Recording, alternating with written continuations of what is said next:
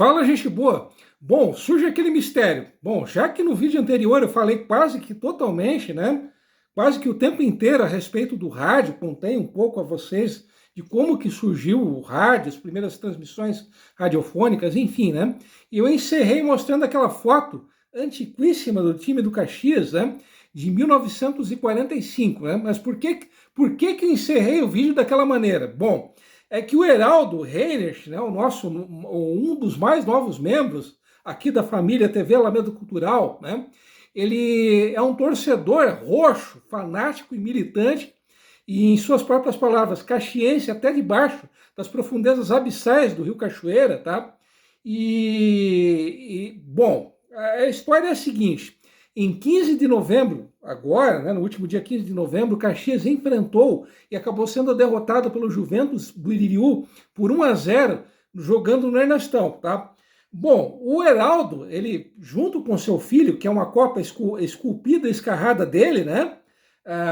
Que é a cara do pai, né? Não sei se é bonito ou não, se os dois, né, pai e filho são bonitos ou não, aí eu já não sei, né? Eu parto do princípio de que todo homem é feio, né? Alguns homens são um pouco menos feios que os outros, né? Mas enfim, né? Voltando agora a falar sério, tá? O Heraldo e o filho dele, que tem 11 anos, né? E que também é louco pelo Caxias, né? Eles estiveram presentes nesse jogo, tá? Contra o Juventus, né? E ao invés, nesse jogo, né, foi aquele típico jogo que deu tudo errado para o Caxias, né? O Caxias sofreu um gol do Juventus no último minuto do jogo, e nos últimos segundos, no último lance do jogo, o Caxias perdeu aquele gol ridículo, né? Aquele típico gol inacreditável, impossível de ser perdido, né? Aquele típico gol que até eu, com uma pança gigantesca, né?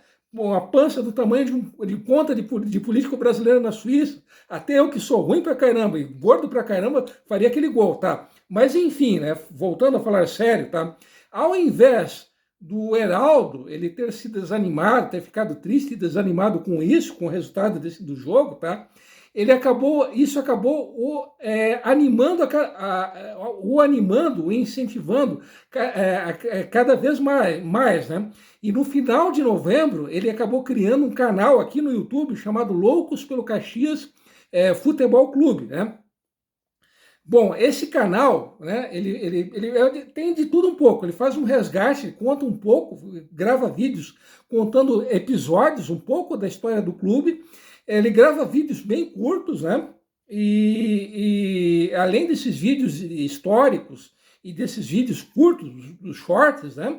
Ele também faz entrevistas, né? Até o momento ele fez 3 lives, inclusive a primeira dessas lives foi com o Norberto Gottschall, que é o atual presidente do Caxias, né? Alguns o consideram, né, o Norberto como a própria personificação do clube, né? Mas voltando, esse canal que o Heraldo criou aqui no YouTube, Loucos pelo Caxias Futebol Clube, ele criou, né, depois desse jogo fatídico contra o Juventus, ele acabou tendo a ideia de criar um canal aqui no YouTube que servisse de um elo de ligação entre o clube e a torcida, né? E além desse canal que o Heraldo criou, né, há ainda um grupo no WhatsApp chamado Torcida Caxias FC. Então, antes da entrada do Heraldo, esse grupo no WhatsApp era um grupo que era que nem água de poço, praticamente parado, né?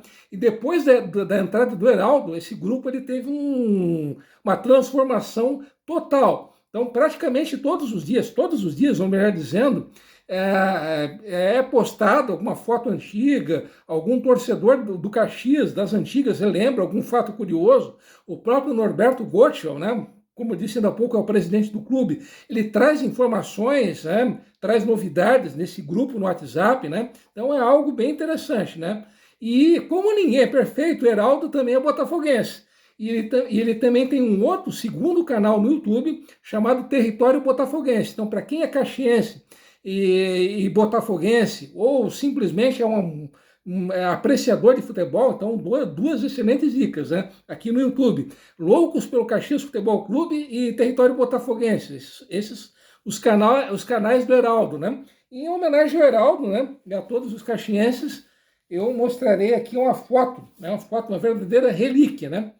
Essa foto que vocês estão vendo, ou que eu estou tentando mostrar, tá? do time do Caxias de 1924. Repetindo, essa foto é de 1924. Então ela tem um século ela foi tirada há exatamente um século atrás, né? Bom, agora, é aquele velho aviso de sempre, velho pedido de sempre, né? Se você quiser que eu jogue confetes, né? Que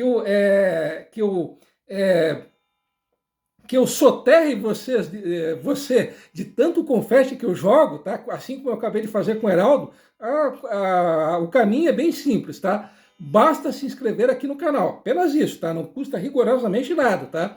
Então, você quer que eu te afogue de tantos confetes que eu atiro? Então, se inscreva-se aqui no canal, tá? Por favor, se identifique, tá? Bom, agora, né, voltando a falar sério, tá? Mas afinal de contas, como que o rádio chegou aqui em Joinville, tá? Bom, o grande culpado disso foi esse senhor aqui, ó. Esse senhor aqui, ó, não sei se vocês estão enxergando, tá? Esse senhor aqui com cara, né, de quem está vendo o José Serra na praia só de sunga, tá? Era, né, ou melhor dizendo, o Wolfgang Brozig, tá? Os mais antigos ou conheceram até bem demais, tá? O Wolfgang Brozig, tá? Ele nasceu em 1917, aqui mesmo em Joinville, tá? E ele acabou falecendo na madrugada, 5 da manhã de 4 de julho de 2001, aos 83 anos de idade, tá? Bom, o Wolfgang, né, na verdade, bem antes do Wolfgang, isso em agosto de 1927, tá? Um engenheiro, né, chamado Guilherme Merkel, né? Merkel, caso eu não esteja enganado, ele tentou, né, realizar 2 transmissões de rádio na sede da Liga de Sociedades, ali na Rua Jaguaruna, tá? Bom, essas duas transmissões, elas acabaram fracassando, né? Acabaram sendo um tremendo de um fiasco. Então se ouviu muito mais barulho de trovoada do que propriamente uma transmissão de rádio. Na verdade, não era bem uma transmissão de rádio, seria uma retransmissão de programas de rádio do Rio de Janeiro, de São Paulo e de Buenos Aires, tá? Como eu disse, repetindo, como eu disse há pouco, foram 2 tentativas, isso em agosto de 1927, que não deram certo, tá? Bom, embora essas tentativas do nosso amigo Guilherme Merkel, né, que era engenheiro, elas tivessem fracassado, algumas pessoas, obviamente as pessoas mais abonadas, elas já tinham aparelhos de rádio aqui em Joinville. E esse senhor, cuja foto eu acabei de mostrar ainda há pouco para vocês, o Wolfgang, né, ele era técnico eletrônico e ele vendia e consertava aparelhos de rádio, tá? Então, ele era uma pessoa extremamente inteligente, um verdadeiro professor pardal, um visionário, e ele acabou tendo um estalo, né? Acabou tendo um insight, né? Um insight. Bom, se eu vendo rádio, se eu vendo e conserto rádios, então por que eu mesmo, porque não eu mesmo, né? Porque eu mesmo não produzir os meus próprios programas de rádio, né? Bom, entre 1938 e 1939 ele fez algumas experiências, né, de transmissões radiofônicas no porão da casa dele. A casa dele ela estava localizada na rua Pedro Lobo, no local onde hoje existe o Shopping Miller, tá? Então ali começaram as primeiras transmissões de rádio. É uma coisa que ficou restrita muito a ele, né? Ele e a família dele, né? O Wolfgang Brozig, tá, algo que eu já estava me esquecendo, ele era neto, né, por parte de mãe, do Otto Behn. Eu até cheguei a gravar um vídeo a respeito do Otto Behn, foi dono do jornal Kolonizeitung, né, que é aquele jornal que era publicado totalmente em alemão, que circulou durante 80 anos, de 1862 até 1942, né. O Otto Behn, que além de proprietário de jornal e de ser jornalista, ele também foi político, ele foi deputado estadual e foi prefeito interino de Joinville entre 1901 e 1902. Hoje o nome de rua é Otto Behn. Então ele era o avô materno do nosso amigo Wolfgang, né? E o Wolfgang, oficialmente a primeira transmissão de rádio em Joinville, ela ocorreu em 7 de setembro de 1938. Né? essa primeira transmissão radiofônica da história de Joinville foi a transmissão de um discurso do Getúlio Vargas, então presidente da República, né? Então, nas proximidades da Rua das Palmeiras, ali na Rua do Príncipe, foram instalados alguns alto-falantes e foi através desses alto-falantes que foi transmitido o discurso do Getúlio Vargas, que vocês devem estar imaginando que foi uma maravilha, né? Não foi nem um pouco chato, né? Mas voltando a falar sério, embora, como eu acabei de dizer, desde 1938, o Wolfgang Ambrosi, que já realizasse experiências, né? Foi só em 1º de fevereiro de 1941, que a radiodifusora, a rádio, obviamente que era dele, né? O Wolfgang, ela acabou indo ao ar, tá? O Wolfgang, ele fazia de tudo, né? Ele botava os discos, ele fazia a operação do rádio, né? E por vezes ele também fazia locução, né? Embora o próprio Wolfgang Ambrosi, quem o conheceu, diga que o cara, para tirar alguma palavra do cara, só usando um alicate para puxar a língua, né? O homem era uma negação para falar, né? Embora fosse um cara extremamente tímido, quase que arredio, incrivelmente ele acabou sendo o pai do rádio joinvilense, né? Acabou sendo um homem de comunicação, embora fosse extremamente tímido, né? E, a princípio, a radiodifusora ela ia duas vezes por dia ao ar. A primeira do meio-dia até as 14 horas, e a outra, né, a segunda vez que ela ia ao ar ao dia, era das 18 horas até as 22 horas, tá? Bom, o que era a programação? Tocava músicas clássicas e músicas populares, inclusive muitos tangos e boleros.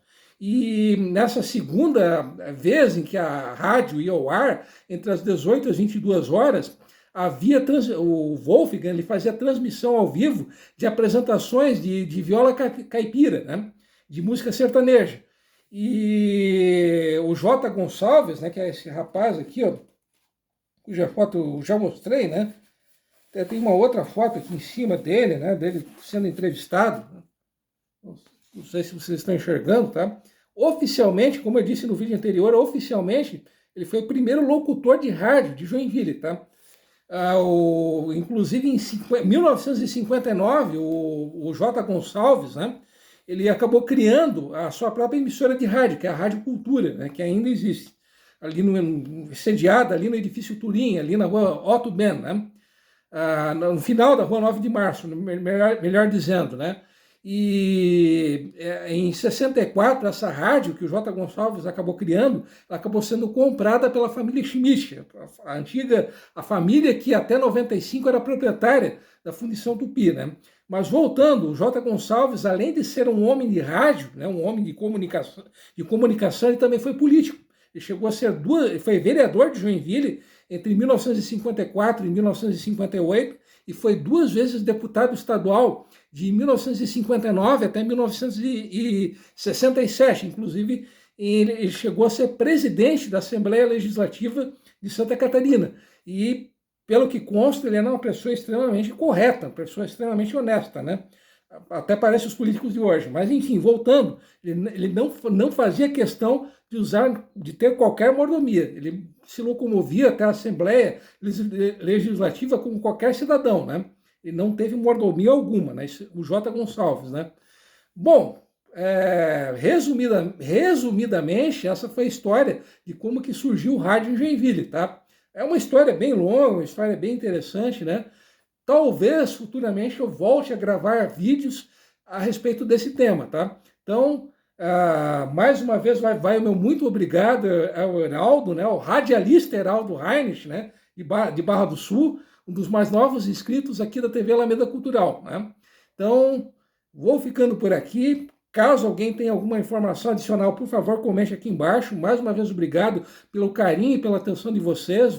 Como eu disse ainda há pouco, vou ficando por aqui. E como sempre, até semana que vem, como sempre, fui!